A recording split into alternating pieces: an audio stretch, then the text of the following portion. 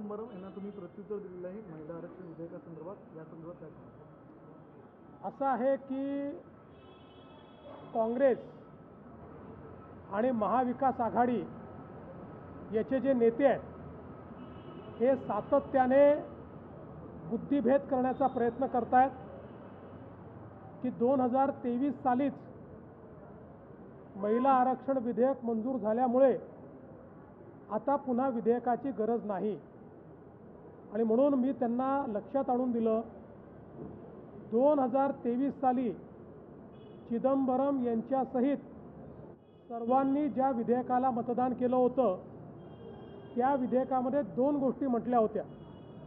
पहिलं होतं डिलिमिटेशन, की डिलिमिटेशन करावं लागेल, आणि दुसरं होतं डिलिमिटेशन करण्याकरता नवीन सेन्ससची आकडेवारी. अशा दोन गोष्टी झाल्यानंतर हे लागू होईल हे चिदंबरम सहित सगळ्यांनी मतदान करून मान्य केलं होतं. मात्र कोविडमुळे सेन्सस पुढे गेलं, त्यामुळे मोदीजींच्या मनामध्ये 2029 सालीच आपल्याला महिला आरक्षण द्यायचं असल्यामुळे एक अतिशय छोटीशी अमेंडमेंट आणली होती की डिलिमिटेशन करता नवीन सेन्ससचा जो काही कॉन्स्टिट्यूशनल अमेंडमेंट किंवा संविधान संशोधन आहे त्याच्याऐवजी त्यात शिथिलता देऊन जुन्या सेन्ससप्रमाणे देखील करता येईल अशा प्रकारची अमेंडमेंट होती, जी या सर्व मंडळींनी नाकारली.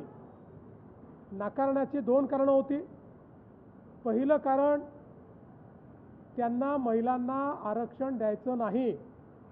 23ला त्यांनी विधेयकाला सपोर्ट याकरता दिला की 23मध्ये त्यांना माहिती होतं आपण समर्थन दिलं नाही तरी हे विधेयक पास होणार आहे, त्यामुळे बहती गंगेमध्ये हात धोलो अशा पद्धतीनं त्यांनी त्यावेळेस समर्थन दिलं. आणि आता ज्यावेळी खरं महिला आरक्षण देण्याची वेळ आली त्यावेळी मात्र विधेयकाला त्यांनी विरोध केला. आता हे डिलिमिटेशन सांगतायत. डिलिमिटेशनचा निर्णय हा 2023 सालीच झाला आहे आणि त्याला काँग्रेसनी मतदान करून मान्यता दिली आहे. आज आलेला निर्णय नाही, 2023 साली त्यांनी मान्य केलेला आहे. आता आपले राज्यामध्ये काही लोक या संदर्भात बोलतात, त्यावेळेस त्यांनी कुठली नशा केली होती मला माहिती नाही, त्यामुळे मी त्याच्यावर बोलणारही नाही. पण या सगळ्यांनी डिलिमिटेशनला मतदान केलेलं आहे. यांच्यामुळे संविधानामध्ये डिलिमिटेशन आलेलं आहे. आता तेच करण्याकरता जेव्हा कायदा येतो त्याला हे अमान्य करतात, कारण यांना माहिती आहे की नवीन सेन्सस नंतर जर ही सुरुवात झाली तर 2029ला ते लागू होऊ शकणार नाही, ते 2034मध्ये जाईल.